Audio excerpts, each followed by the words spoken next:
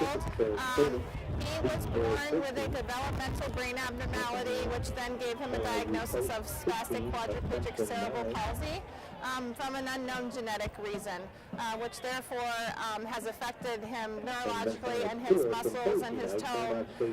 So he's not able to walk, he's nonverbal, and he, although he has those disabilities, he's been able to participate in a lot of activities, and he just loves life and is very active and plays a lot of adaptive sports, and he's very social. This means a lot for Matthew. Matthew has always loved sports and to be involved in any way that he can, and he was very excited for this. He just started high school this year, so he's really loving football and has attended his own school football game, so this really meant a lot for him to be asked to come and be the 12th man for the Edinboro Football game.